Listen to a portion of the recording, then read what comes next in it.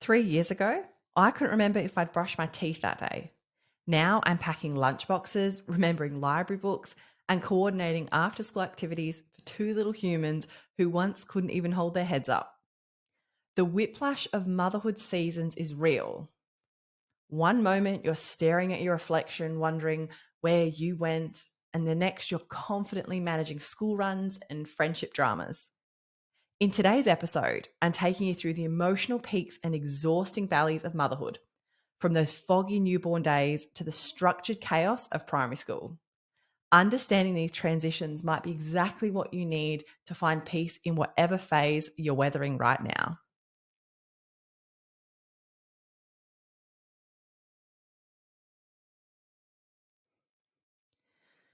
Remember when you considered it a successful day if you managed to brush your teeth before noon?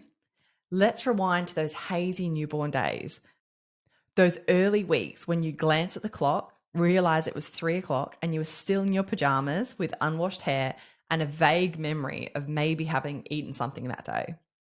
The physical demands of those early days hit you like nothing else, don't they? That bone deep exhaustion that coffee just couldn't touch.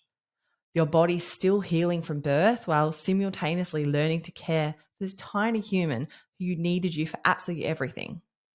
Those nights when you'd rock your baby at 3 a.m. by the soft glow of a nightlight, the tiny fingers wrapped around yours, both of you existing in a world that felt separate from everyone else. And whilst everyone around you cooed and said things like, cherish every moment, and it goes by so fast, most of us were just trying to survive hour by hour. That constant internal monologue: is she breathing? Why is she crying? Is this normal? Am I doing this right? Will I ever feel like myself again? The overwhelming responsibility of keeping another human alive when you barely felt equipped to look after yourself. There's something uniquely simple about that newborn phase, though. Success had such clear parameters. Baby fed, baby clean, baby occasionally sleeping. You celebrated the smallest victories. A 4 hour stretch of sleep felt like you'd winning the lottery, and a shower became a luxury spa experience. Eating a meal with both hands, that was just pure decadence. Time existed in the strangest warp during those days. The hours between 2 and 6 stretched into eternity when you're pacing the living room with a colicky baby. Yet somehow those first 6 weeks vanished in a heartbeat. You'd look down at your baby and suddenly realize their newborn clothes no longer fit, and you couldn't quite remember when that happened. There's an intimacy to the newborn bubble that's unlike anything else. When your world contracts to just you and this tiny person, the quiet moments in the middle of the night when it felt like you were the only two people awake in the entire world, the way they'd sleep on your chest, their little heart beating against yours, how you'd count their eyelashes and marvel at their perfect tiny fingernails. And then there's this identity shift that happens almost overnight. One day you're just you with your career and hobbies and social life, and then the next you're suddenly mum before anything else. Your previous life feels like it belonged to just someone else entirely. You catch yourself in the mirror wearing a shirt covered in milk stains and wonder what happened to that woman who used to wear matching underwear and meet friends for spontaneous long brunch dates. But even in those challenging times, there were moments of pure magic. The way their entire hand wrapped around your finger, the newborn smell, the first real smile that wasn't just wind, the total dependence that created a connection unlike any other. As our children grow, the rhythms change. The predictable cycle of feed, change, sleep gives way to more complex needs. The physical exhaustion of those early days transforms into new challenges: emotional support, developmental milestones, and eventually helping them navigate the wider world. Those foggy newborn days form just the beginning of our ever evolving journey through parenthood.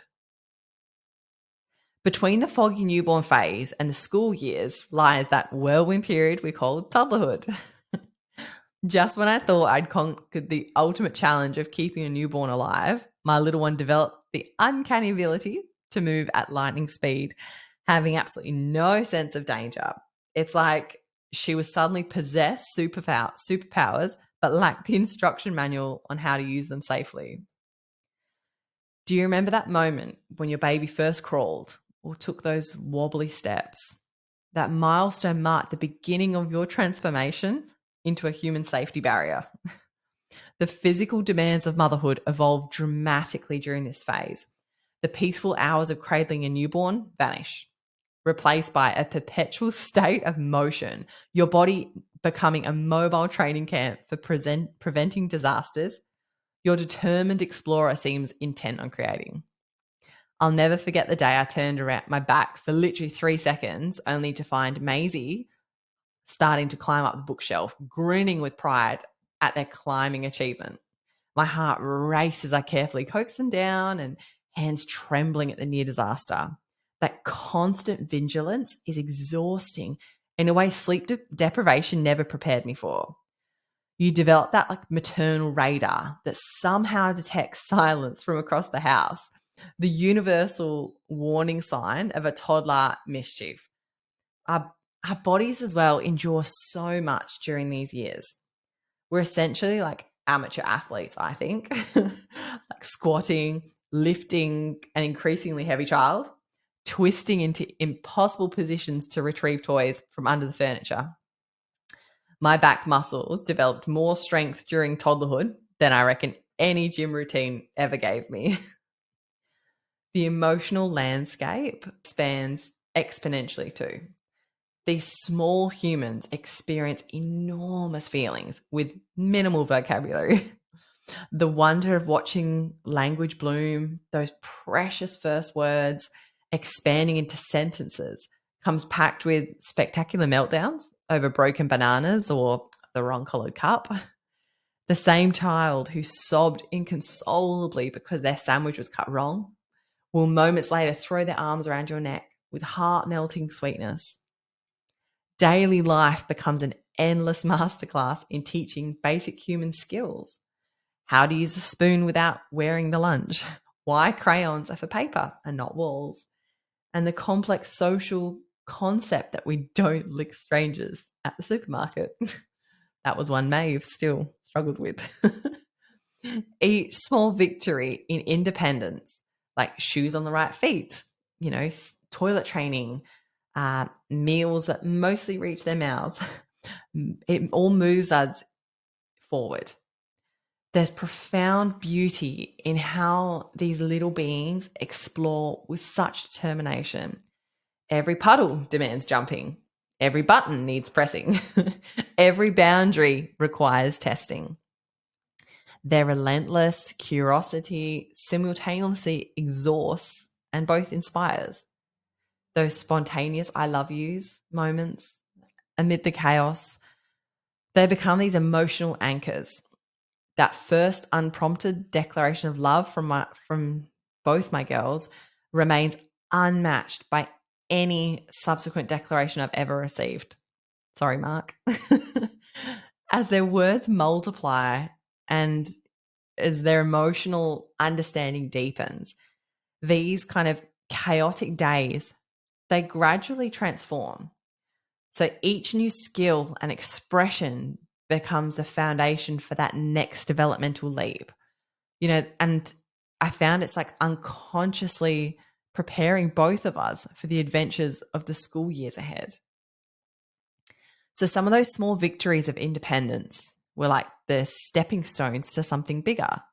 That moment when you kneel down to adjust their tiny backpack and watch them walk into school without you marks one of the most motherhood's significant emotional shifts.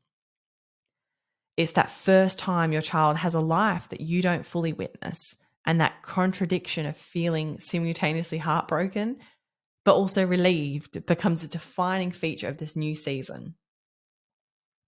I still remember clutching both my girls' tiny hand at their first drop off, and the door just looked so big as we were approaching a classroom. She looked up at me with those uncertain eyes before the teacher gently beckoned her inside. And that walk back to the car alone felt surreal. After years of just constant companionship, I always had someone with me. And the silence, oh my God, the silence practically just echoed around me. This newfound freedom, like it arrives, but it's wrapped in like this complicated, like emotional packaging. So those first few hours to yourself after years of like constant togetherness, they kind of, it feels liberating, but disorientating. The guilt can be overwhelming. Should you be joining this in separation? Is it normal to miss them desperately, but also relish having a cup of coffee while it's still hot? I feel for many of us, this kind of emotional complexity takes us by surprise. We've spent years fantasizing about having just 5 minutes to ourselves, only to discover that when we finally get it, our hearts feel just hollow. When I read a really interesting article by a psychologist, Louise Remond, about this contraindication. She explained that like adjusting to the new routine takes time for kids, but also mums, and how important it is for mothers to give themselves space to find this feet in this new phase. Kind of when I read that, like her words felt like almost permission for me to breathe through these feelings of, what's particularly challenging during this transition, and witnessing your child form relationships and experiences completely separate from you. Like after years of being their entire world, suddenly they're coming home talking about friends whose names you've never heard and doing activities that you've never witnessed. I kind of feel like it's the beginning of them having memories that you won't share. Try not to cry. This separation, I feel like it introduces an entirely new parenting challenge. It's kind of this next stage of helping them process experiences that you didn't witness. So their emotional responses can sometimes seem, a bit disconnected. They might be unusually quiet or suddenly emotional, and you're trying to piece together fragments from this tired 4-year-old who can't explain what happened hours ago. I found as well the preschool routine in the mornings demands significant organization skills. That morning rush, remembering which day is show and tell, trying to navigate the subtle social codes of the school gates. You're also suddenly thrust into this parent community. Mothers who engage with this. I actually read this. Mothers who engage with other mothers in the community report less isolation during this transition. And I do think that's true. Mums who I suppose in a similar way you kind of seek out. And I feel like it's another good way you try and explain this to other mums. And there's probably a lot of mums feeling like this, I suppose, just lost. And, and that's okay. Because I feel like the most bittersweet part is just watching them grow in that confidence daily. That child who used to cling to your leg all of a sudden is gradually transforming into someone who runs into the classroom without looking back. And it's that independence that you've been working toward for all these years. But honestly, Mum, it doesn't make it any easier to witness. Like, it's so hard. But these, preschool days, they lay some amazing foundations for not just the education, but for your journey as a mum. That learning to let go little by little. Like this is where both of you sort of begin practicing that delicate dance of separation and then that reunion. And that's going to continue throughout their school years. I feel like separation anxiety gradually subsides. So most mums kind of, they eagerly anticipate their child starting like proper school. It's like the, beginning of a more manageable season. What if everything you've heard about the school years giving you your life back is actually a myth? Like the reality of the school morning logistics might be the biggest surprise of your parenting journey so far. So, do you remember standing at the school gates that first morning? When they first go to school, their pristine uniform, the sleeves that are too big, the brand new shoes, that massive backpack that made your little one even smaller. There's something simultaneously heartbreaking and hopeful about that moment. Watching them walk into a world where you can't follow.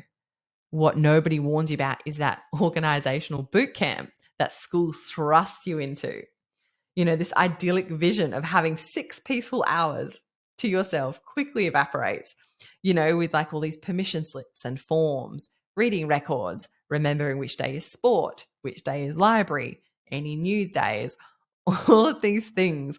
School demands a level of organization that makes early motherhood phases look surprisingly straightforward by comparison. I feel like it's adjusting to this new routine of school life will take time. And yeah, we need to allow ourselves space to adapt to this increased demands placed on our time and headspace. The validation feels particularly important, I feel, when you're about 3 weeks in and you're still forgetting the library book. The school's like to-do list grows every day, packing bags, signing reading logs, organizing before and after school care, making sure they've done their homework, all while managing your child's post-school exhaustion and trying to like get any information from them about their day. The mental load, I feel like it's a lot to handle with the complex emotions that come after navigating as well any playground politics. We're not there for that. So it's kind of, we have to try and get out of them what's been happening and when you're not there to see what's gone on. I still feel as well that, with the subtle judgment that comes with school life, it's kind of your parenting feels like it's put on display. It's like, did you remember to bring that gold coin for pajama day? Oh no. Oh God. Look at Maisie and Maeve's mum. Is their homework completed? Because at the end of the day, mum will get into trouble. Does your child is their speech up to date? It's kind of there's these unspoken pressures to just be perfectly organized and never forgetting like a school event or, God forbid we send some chocolate in the lunchbox. Like, many parents, like they do believe that having a child start school will lighten their load. And you know what? It does. I do feel like though you're trading one set of demands, with swapping nappy changes and constant supervision for this other complex calendar of activities that need massive planning. Like the exhaustion during this phase, I feel like is more mental and it's just this constant organization, emotional processing, and all of these kind of admin tasks. Like after managing the morning rush, like worrying about them all day and then handling the afternoon emotions. But yeah, once they're finally in bed and then when your little one returns, they're often completely exhausted and just emotionally overwhelmed. That sweet, reasonable child you dropped off might return as an emotional power keg, ready to explode at the slightest inconvenience, leaving us unprepared for like that intensity of post-school meltdowns. But here's what nobody tells you. There actually is an unexpected freedom that comes with school life. School-related tasks consume much of your free time, but the structured school day provides, I suppose, predictable hours, for work, personal interests, hobbies, or simply just having a cup of coffee while it's hot. There's something liberating about having dedicated blocks of time that belong just to you, even if they're shorter than you initially imagined. It's like that strange contradiction of motherhood, kind of, as our children grow, we gain back pieces of our independence. Like we find ourselves aching for what we've lost. That toddler who never let you shower alone is now too busy for cuddles. And suddenly the memory of those interrupted showers don't seem nearly as frustrating as it once did. Feels like a connection you can never get back. Have you noticed this peculiar trick on our minds?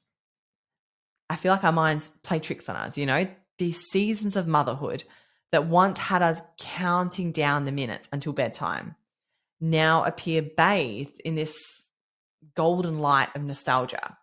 Like our brains perform a sort of maternal amnesia, like old photographs, like fading at the edges, while the central image grows more vivid, where the screaming matches over socks somehow transform into the precious memories we'd give anything to relive. I found myself caught in this yesterday. I was scrolling through photos from when my youngest was still in nappies and tears just welling up as I looked at her little chubby toddler legs, and the same legs that used to kick me awake at 5 o'clock, and the same child who had the supermarket tantrums.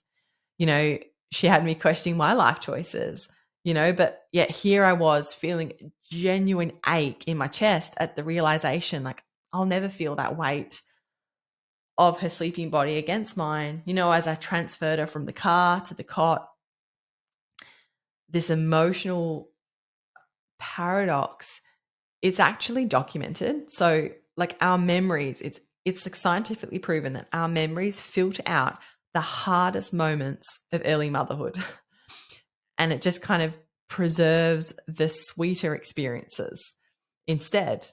And it's why we can look back at these phases that brought us to our knees with exhaustion and somehow miss them terribly. I feel like the conflict is real, like trying to feel that simultaneously relief that certain difficult stages are behind us. But then I feel like I'm also mourning their passing. There's something about that. There's something physical about the nostalgia. This, I feel like it's like a tangible ache, that catches you off guard. For me, like, there was one day, like, I found this tiny baby sock behind the washing machine. It was a sock that, like, my eldest Maisie, who's now 5, wore as a baby. And I just remember picking it up and sitting on the laundry floor, holding it, and just remembering. But the thing is, I didn't get sad. I just remembered how I used to get so frustrated when these socks would disappear. The triggers can be overwhelming, like the smell of baby lotion that transports you instantly back to those early bath times, reigniting the emotions we thought were safely tucked away. You know, Maybe the most surprising part is catching ourselves saying those very phrases that we once used to roll our eyes at, but it's enjoy every moment because it goes so fast. I remember hearing that when I was in the thick of sleep deprivation and thinking it was the least helpful advice possible. Yet I feel like I'm here finding those exact words, tumbling from my mouth when I meet new mums. Like, what's happening when we experience this conflicting nostalgia? Like, this paradox is kind of like revealing something profound about how motherhood seasons, they shape us. Those challenging phases that we struggle through, they actually often become our most treasured memories, precisely because they represent periods of this intense growth, connection, and love. Like, think about it. The hardest moments in motherhood are often when we're most fully present. We're giving everything we have. There's this raw authenticity to those struggles that leaves an imprint on our hearts. Those are the times we were needed most essential in our children's lives. And I feel like understanding this emotional pattern that it's offering us is a gift, because it helps us recognize that today's struggles, whatever season of motherhood we're navigating, that will likely transform into tomorrow's fond memories. The challenging phase you're in right now, one day you'll look back on parts of it with a shimmer, with beauty you can fully appreciate in the moment. While we're busy counting down to bedtime or dreaming of the day our toddlers can dress themselves, we might be overlooking something extraordinary. What if the phase you're desperately trying to survive actually contains treasures that will never be available to you again? There are actual gifts hidden within today's chaos that disappear once your child outgrows this season. I've been thinking about this a lot lately as I watch, my 5-year-old develop her own social circle, and then my 3-year-old, discovering school and with this still wide-eyed fascination. But every phase we move through offers something precious that just simply isn't accessible in any other season of motherhood. It's like chapters in a book, each with it's got its own unique pictures and that can't be found anywhere else. Like the newborn phase, you've got the sleep deprivation and the endless feeding sessions. but it gives us this irreplaceable gift of pure presence. Like there's something sacred about those quiet night feeds at 3 o'clock when your baby's tiny hand curls around your finger and it feels like the two of you are the only people awake in the whole world. Your entire focus just narrows to this tiny, tiny human in your arms and creating this bubble, and like no one else exists. And that intensity of that connection happens in a way that can never, ever be replicated ever again. But then the toddlerhood arrives with its beautiful gift of wonder. And, my 3-year-old transforms, the garden into a discovery expedition, and like we're looking at ladybirds and leaves and raindrops as they, racing down. And it's such a thrilling time. And they invite us to, slow down and rediscover the magic in, the mundane life. If, we just have to pause long enough to enjoy them. And then as they grow into the preschool years, these children, like, they give us the gift of these emerging conversations. I love the moments when Maisie comes home from school and her face is lighting up as she's explained, something she's learnt at school about like, oh, flowers need to drink water. And she's so excited to tell me. And these surprising and, profound little exchanges are unique to this age as well, because it's too sophisticated for babies, but it's still wonderfully unfiltered compared to what comes later. Then something remarkable happens at school, as they enter the school years. What we might mourn the loss of their constant presence, I feel like we receive the gift of witnessing them, their blossoming independence. But there's nothing quite like watching your child develop friendships and interests that have nothing to do with you. Like my 5-year-old now has little inside jokes with her school friends that make her giggle at dinner and opening a window into his expanding world. And I feel like as our kids develop this independence, like I feel like as mums, we receive this unexpected gift too. We begin to reclaim part of ourselves that may have been temporarily set aside, returning to careers, rediscovering hobbies, or just simply remembering who we were before we became mummy. What's fascinating about this journey is how each season trades one form of connection for another. We move from the intense physical closeness of babyhood, where communication happens through touch, tears, and smiles, to the rich emotional and intellectual connections found in the school years. The arms that once cradled your newborn now wave goodbye at the school gate. But the conversations you have when they return home grow increasingly complex and rewarding. The challenge, of course, is appreciating these gifts while we're in the middle of them. When you're exhausted from chasing a toddler or managing a preschooler's emotional meltdown, it's hard to recognize the unique beauty of this moment. But what if, instead of just surviving until bedtime, we paused occasionally to identify the particular gift this season offers? Beyond the gifts, each season offers lies perhaps the most disorientating aspect of motherhood, our relationship with time. There's a peculiar phenomenon like happening in homes across the country where mums experience minutes that drag on for ages and years that disappear without warning. Understanding this time might be the key to finding that peace in whatever season you're currently navigating. Have you ever sat in a quiet house after finally getting your little one to sleep, wondering how a single Tuesday could possibly feel so endless? Yet somehow, when you look at photos from just a year ago, it's shocking to see how much has changed. This strange distortion of time isn't just in your head, it's a documented experience that most mums share. What makes mums' relationships with time so unique is how dramatically it shifts based on what's happening in the moment. Think about sitting in hospital with a sick child and those hours just stretch into what feels like days as you watch the clock tick painfully slow.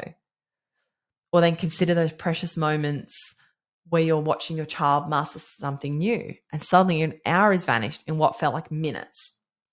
The emotional intensity of these experiences, I feel like they're altering our perception of time.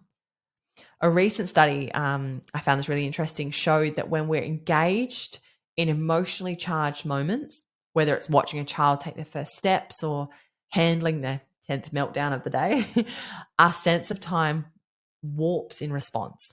So the emotional intensity of parenting can significantly affect time perception.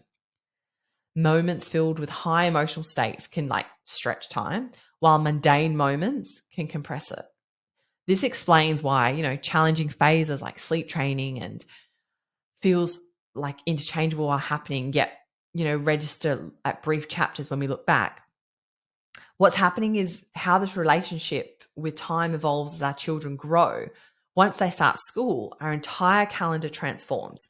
We measure life, in terms and holidays, like January to December becomes a natural rhythm of family life, creating a framework that somehow makes the years accelerate even more quickly. Those first day of school photos many parents take each February tell the story. When placed side by side, that transformation is startling. The uniform that completely swallowed them in kindy barely reaches their wrists by year two. And these visual markers force us to kind of confront how swiftly time moves, even when individual days feel like marathons. This time kind of creates a unique form of this maternal whiplash. You're caught between wanting the difficult phases to end, but then wishing we could freeze other moments forever. And it's completely normal to count down to bedtime after a challenging day.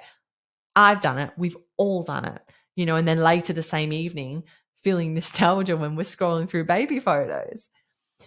And I feel like researchers have observed this of like, the simultaneous wishing for the next phase, but then longing for the past. And it's so common against mums. And, without realizing it, we develop like a maternal clock, right? That operates differently from the one we've used before we had kids. We might be surprised, when childless friends comment on how quickly their summer went by, when for us it felt like an eternity of entertaining bored children. We might be shocked when someone points out it's been 5 years since an event that feels recent. Like, how did you navigate this strange time warp that stretches minutes into hours, yet compresses years into moments? Like, could embracing both the endless days and the years be the secret to finding joy in whatever season of motherhood you're experiencing right now? Mindfulness, I feel like it does offer a powerful way to stay present. But obviously, there's another approach that might truly transform your experience. What if I told you that finding peace doesn't require mastering every challenging moment, but instead it comes from understanding something fundamental about the nature of motherhood? So, understanding the seasonal nature of motherhood has completely transformed how I navigate my parenting journey. When I recognize that each challenge is temporary, whether it's sleep deprivation, toddler tantrums, or school transition, I feel like I approach it with more patience and perspective now. And this awareness helps me appreciate the unique gifts each stage offers while reducing the presence to perfectly manage every moment. When my daughter started school this year, I felt blindsided by the emotional contradiction. One minute I was relieved to have a few hours to myself, and then the next I'd be scrolling through baby photos with tears streaming down my face. And I know so many mums have experienced this as well. And I did find myself wondering, like, why no one prepared me for this emotional roller coaster? Like, I've noticed, like, mums, mothers place immense pressure on ourselves to enjoy every single moment. But, like, honestly, let's be honest, some moments are genuinely difficult and not enjoyable. And this pressure kind of, I feel like it does create this guilt spiral when like challenging situations arise. And, it does make us like interpret our struggles as personal failings rather than the natural responses to circumstances. Like the breakthrough comes when we accept, I feel like that each season has its hardships, and that struggling, it doesn't indicate a failure. It doesn't mean you're doing a bad job, if what you're going through at the minute feels really hard. It is probably just a hard season, and that's okay. I'm sure you are doing the absolute best. Like, it's crucial to challenge unrealistic expectations and to remind yourself that struggling doesn't equate to failing. Your struggles aren't evidence of this inadequacy. They're simply part of your current season. And I feel like recognizing these patterns across different seasons does help put challenges into perspective. When I remember when Maisie had a meltdown about her school shoes, like I can see now, this was a part of a particular developmental phase rather than a reflection of my parenting. Like I found it helpful just to pause during the moments and simply name the season, like, all right, okay, she's getting upset. This is the learning independence phase, or, this is the boundary testing season. And connecting with mothers in different seasons provides that good perspective. Like that mum with teenagers, she's assuring me that a 5-year-old won't still be having homework meltdowns at 15. That kind of is nice to have that reassurance with other mums. And when I chat with a new mum, I feel like I can share my wisdom about the sleep deprivation that once it does seem endless, but it's not. And these kind of connection create like a shared experience that can help us all feel less alone. So when we truly understand, motherhood's cynical nature, like we stop wishing away difficult moments, and I feel like we begin recognizing them as temporary visitors. We become more patient with ourselves and our children, and we appreciate each season's unique gifts, whether it's your preschooler still holding your hand everywhere or your school-age child now reading you bedtime stories. Like, have you noticed how easily we fall into the trap of comparing our experience to others? And this comparison is robbing us of appreciating our unique journey. Like, your path to motherhood doesn't need to look like anyone else's to be valuable and beautiful. And so we come to the end. I managed to get through this without tears. But looking back on these different seasons of motherhood, like I've learned something I wish I'd understand sooner. Each phase, no matter how challenging, it truly is temporary. And every phase brings these unique gifts that helps us grow alongside our kids. Like I've found myself caught in that, you know, paradox of simultaneously surviving the present but already missing it. And each chapter of motherhood holds such beautiful moments hidden among the chaos. So like tonight, as you close the day's chapter with your little ones, take a moment to truly see them. Notice what makes them uniquely themselves right now. What tiny treasure from this fleeting season will you hold close as you both transform together?